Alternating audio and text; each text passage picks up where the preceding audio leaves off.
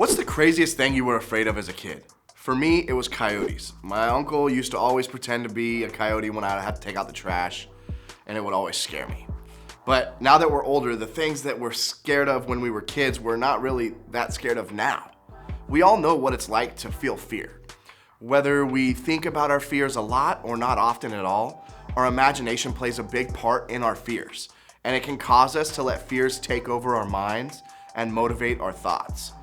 Fear can send us down a path of endless worry and what ifs.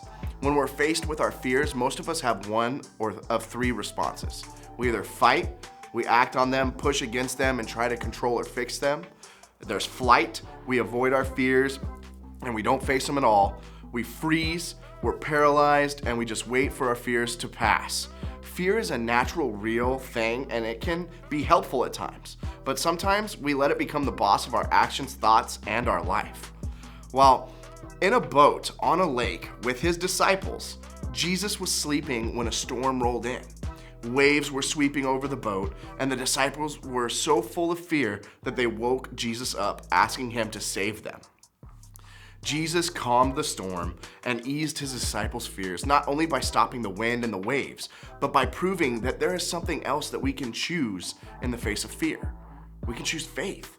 Jesus wants us to know that while we have reasons to fear throughout our lives, it's not the only feeling that we should feel, because he's more capable and more powerful than fear will ever be. When faced with fear, we have more options than fight, flight, or freeze. We have faith. Fear doesn't have to be the boss of us. When we're out of control, Jesus is still in control, and we can trust him with our fears. The next time that we're faced with fears, we can give our fears to Jesus.